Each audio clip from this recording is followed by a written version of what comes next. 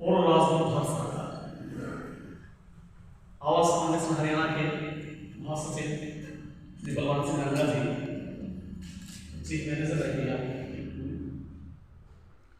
श्री जगत सिंह जी, युवा सामाजिक चिंतक हैं और लोग के जलाभाष हरीश पवार जी भीम प्रज्ञा के संपादक हैं, मन संचालन का जब भार जरूर उठाया उस तरफ मेरी एक सीनियर एडवोकेट आर.एस. नाहर साहब और मेरे लिए प्रेरणा किस्तान है माननीय कुलदीप सुंदरलाल जी, उनकी पुस्तिका का समक्ष अवलोकन जिला महेंद्रगढ़ रेवाड़ी की एक प्रबुद्ध श्रोतागण उपस्थित थे, उपस्थित थे, सभी को नमन करता हूँ, क्योंकि अगर मैं एक का नाम लूंगा बहुत सारा समय चला जाएगा। इस तरह के एक तकाजा है और हमने सोचा था कि लगभग 11 बजे हम इस कार्यक्रम की संपन्न कर पाएंगे। मुझे जो ये पुस्तक लिखने का इस पर थोड़ा सा हौसला मिला। आपने गलती से कह दिया, उस तरफ बैठे हैं कहते हैं कि वो वृद्ध हैं, हरीश सिंह ने कहते कि इस तरफ 2 वृद्ध हैं, भार होते थे लड़ पड़ते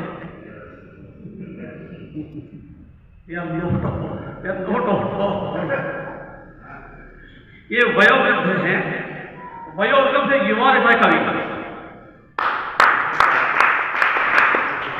और इनके बीच में रह करके मुझे बड़ी याद दिलाने से महसूस हुई कि और देखिए वो इस उम्र में उनका तीसरा काव्य संग्रह आने वाला है।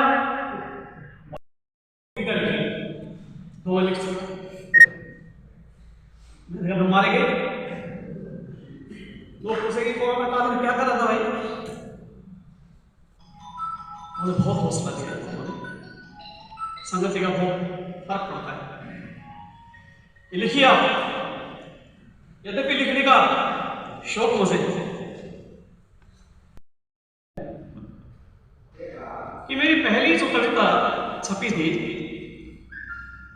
वो 1 अगस्त 1977 जयपुर जवाहर नगर से निकलने वाली पत्रिका आर्य सैनिक बनी थी और उसमें पहली कविता थी बहरे पाशा और उसी के आधार पर मैंने इस पुस्तिका का नाम किया है। बहुत पहले से मेरे दिल दिमाग में आग से लगी रहती थी कि जब मैं इस व्यवस्था को देखता था कि जब मंदिर में जाते हैं भगवान दूध से नहलाए जाते हैं, सोने का तलाश छत्र मंदिर में विराजता है और एक मां के सूखे सत्रों में सूखी छाती से दूध की कोई बूंद नहीं, बिलबिलाता है बच्चा, मां हाथ जोड़ती मंदिर की तरफ, लेकिन मन में से कोई आवाज नहीं आती। सारी आवाजें, सारी चीख मंदिर की दीवारों से टकरा करके वापस आ जाती हैं।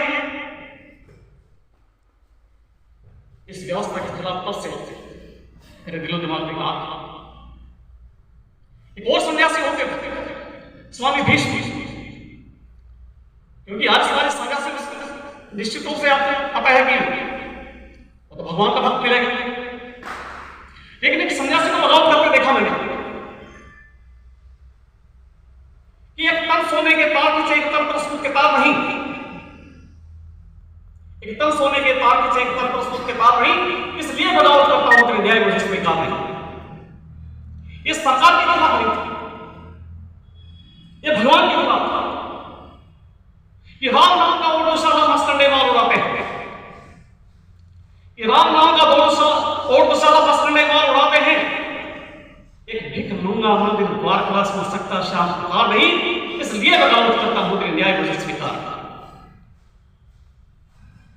देर तो मेरे दिलो दिमाग में बात और गूंज थी कि है बहरे पाषाण मठों में यहां कहां बोलो भगवान, ये भूखा मरता कर्म नहीं करता शुक्र देखो आवाज।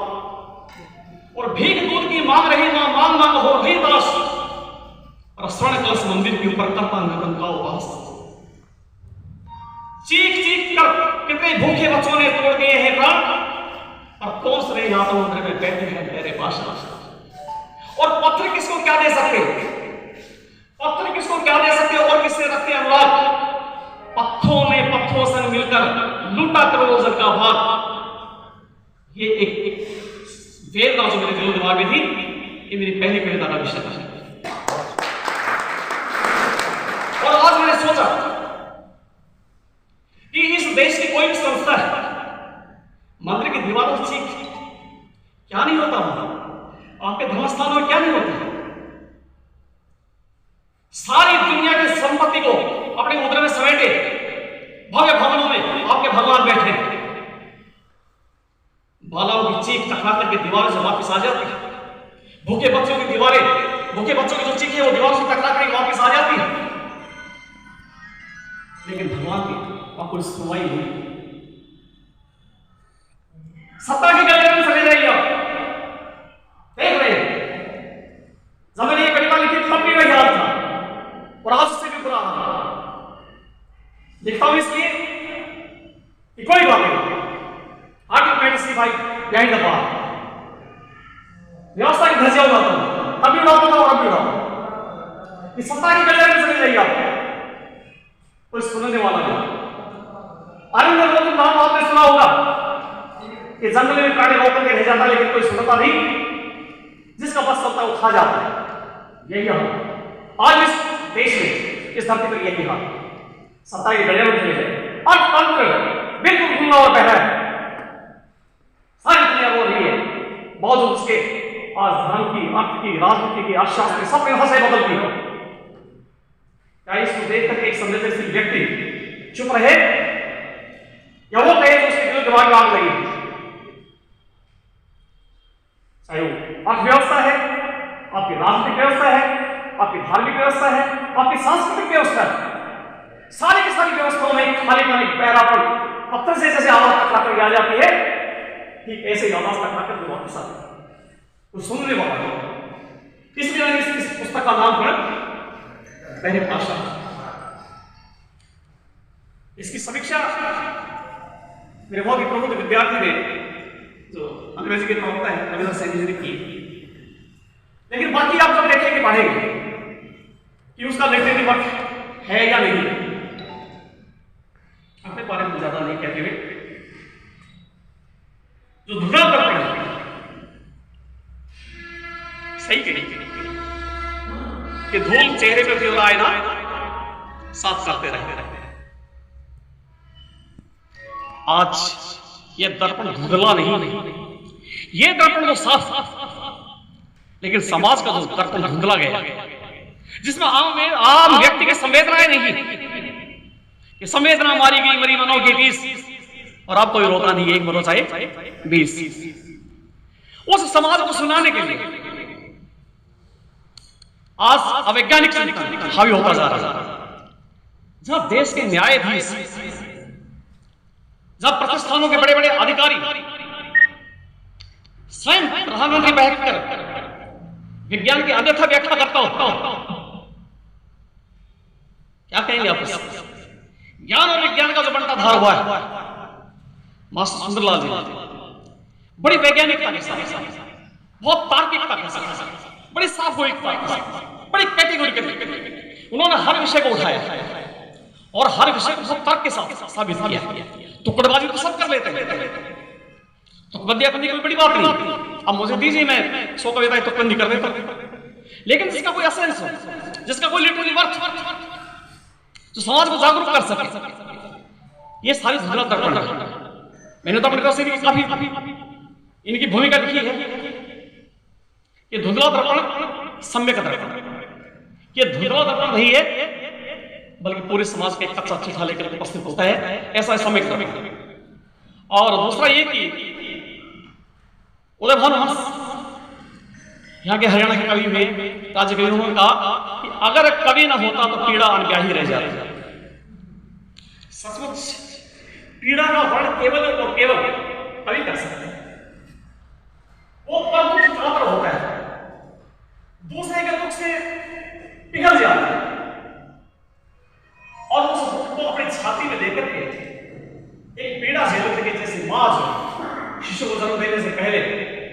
सारी पीड़ा से, उस पीड़ा से गुजरते हुए फिर अपने शब्दों को ज्यादा कह पाते हैं।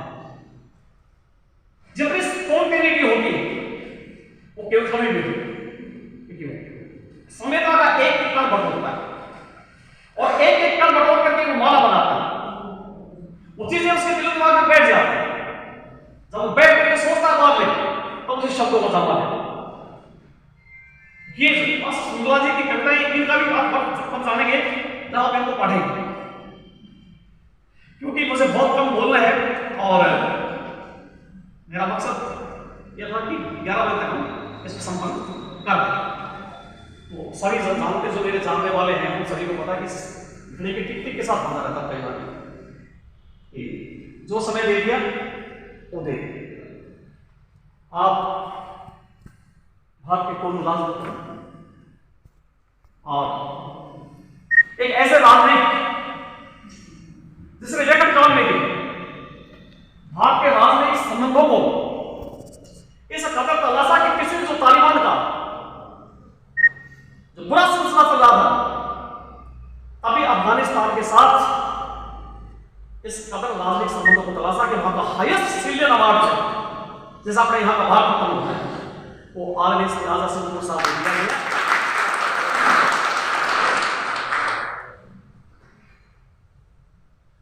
श्री आजा सिंह साहब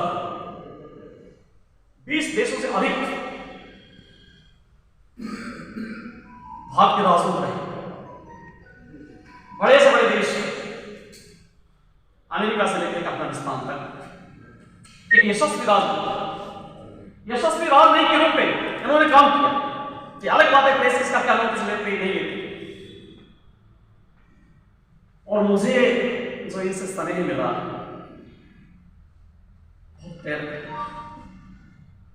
मेरे पिता को लेकिन छोटे भाई का जब भी मेरे बहुत बड़ा चेहरे का सदा ही हंसी खिलती है। श्री राजा सिंह साहब आया पढ़ाना चला नंबर में धरती की एक उपलब्धि है। ऐसे यशस्वी राजनीति मैं कभी अपने परिसर में किसी भी राजनेता को या किसी एडमिनिस्ट्रेटर को नहीं बुलाता। वो साल इसलिए बुलाया गया एडमिनिस्ट्रेटर को थे लेकिन एक इंसान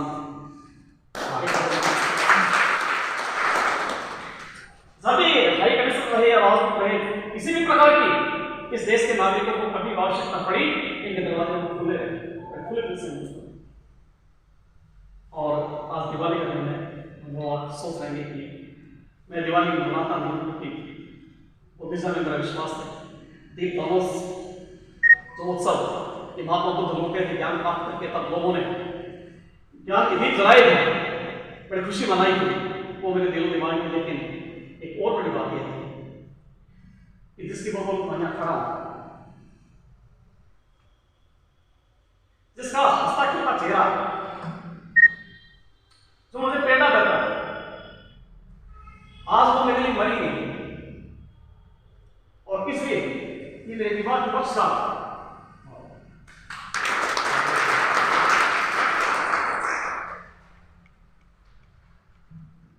आज याद मुझे जो एक तो शक्ति दी एक शब्द जो है मैं लिखता हूं उसको देख करके कि कितनी शालीन लेडी थी अपने आप में कितनी पवित्र भावना कल्याणी भावना थी उसके अंदर। बहुत क्योंकि मेरा परिवार बड़ा गुस्सेल सा रहा है और मैं स्वयं बहुत गुस्सेल था। आप इसको कह देगा कि चाचा भी थोड़ा बहुत गुस्सा कर देगा। उस लेडी ने जिस ढंग से मुझे संभाला भूमिका में लगाया बैठी सब्जी काटती रहती कुछ रहती चाहे मैं उनसे घंटों बात नहीं करूँ वहीं बैठी रहती जैसा कि पता नहीं आदरणीय शास्त्री जी ये भावती वैसे परिचर्या में लगे अखबार में कहीं कहीं देख लेती भागी अपने पापा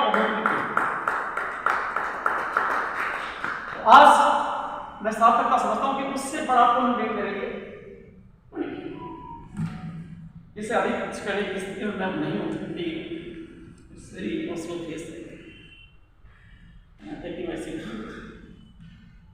के सारे प्रबुद्धजन जो यहाँ उपस्थित हैं, मैं बहुत हृदय से आपका स्वागत करता हूँ रेवाड़ी से पधारे।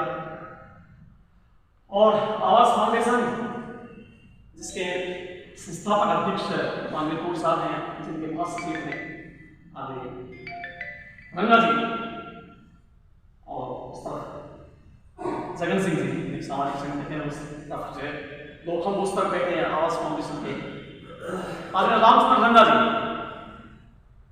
और मेजर सुंदर मेजर साहब सत्यनारायण सिंह उपस्थित थे। मुझे अच्छा लगा कि मैं इन्हीं की जो एवं मुझे आदेश दिया, इन्हीं की प्रेरणा से उसी पहल के नीचे आज हमने ये फंक्शन किया है। बहुत धन्यवाद का सफल होता है, उसके ठीक बाद आपके लिए थोड़ा जलपान का प्रबंध है, क्योंकि समय का तकाजा है, इसलिए मैं आपसे विराम लेता हूँ। बहुत मेहरबानी।